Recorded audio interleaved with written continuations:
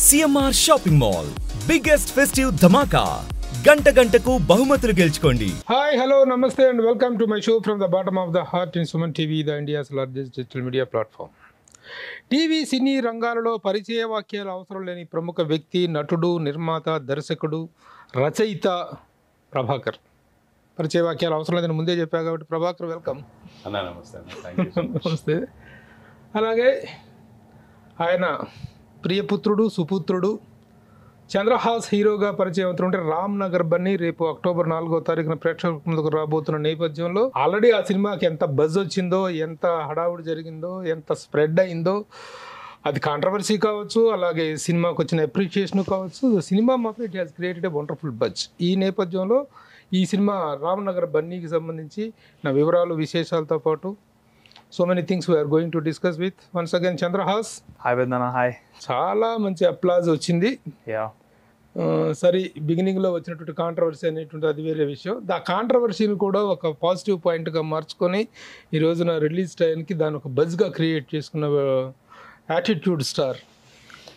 ఎంత ధైర్యమే నీకు యాటిట్యూడ్ స్టార్ అని పెట్టుకోవడానికి? అసలు రియల్లీ ధైర్యం ఎందుకు దానికి? మరి ఆల్రెడీ వాళ్ళు మనం అదే ఉంది ఆల్రెడీ. ఎక్కడైనా నేను రాకముందు, నేను మన సినిమాలో వేయక ముందు కూడా సో వాళ్ళు ఇచ్చింది, వాళ్ళు ఆల్రెడీ ఉన్నదే కదా మనం పెట్టుకుంది అని ప్రాబ్లం ఏం లేదు.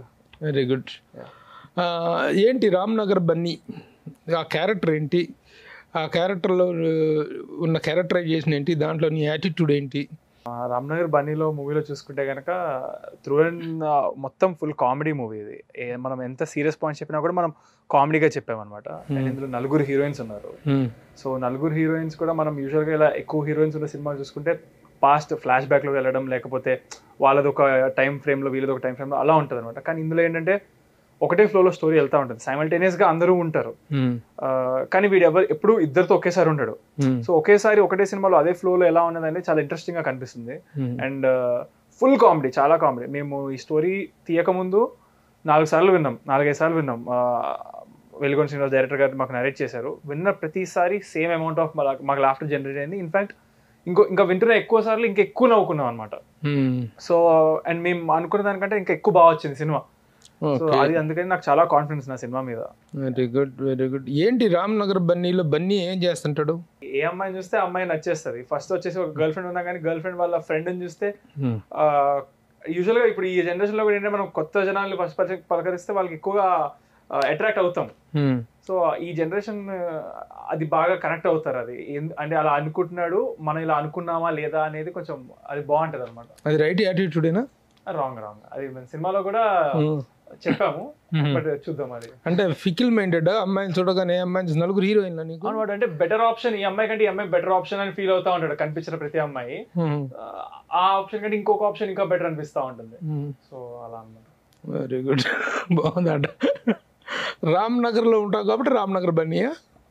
అది ఒకటి కరెక్ట్ మీరు చెప్పింది. బన్నీ అని పిలుస్తారు సినిమా అంతా, అండ్ వీడు రామ్ నగర్ లో ఉంటాడు. అండ్ ఇంకొక reason business point of view లో చూసుకుంటే మేము ఎక్కడికి వెళ్ళినా కానీ మన తెలుగు ప్లేసెస్, ఇప్పుడు వరంగల్ అవనివ్వండి, లేదా ఖమ్మం అవనివ్వండి, లేకపోతే ఎక్కడైనా సరే హైదరాబాద్ అవనివ్వండి, రామ్ నగర్ అనేది ఒకటి ఉంటుంది అనమాట. కామన్ గా ఉంటుంది, ప్రతి ఊర్లో ఒక రామ్ నగర్ ఉంటుంది. ఒక ఏరియా అయినా ఉంటుంది, లేకపోతే ఒక ఏదో ఒకటి ఉంటుంది. Not only in Telugu but even in all over India. మేము మొన్న వరంగల్ ప్రమోషన్స్కి వెళ్ళాం కాలేజ్ కి. వెళ్తే అక్కడ వాళ్ళు మేము రామ్నగర్ బన్నీ టీం ఇక్కడ వచ్చామంటే మీరు రామ్నగర్ కి వచ్చారు అన్నారు. మాకు కూడా తెలియదు, కోఇన్సిడెన్స్ గా అది ఆ కాలేజ్ రామ్నగర్ లో ఉంది అక్కడ.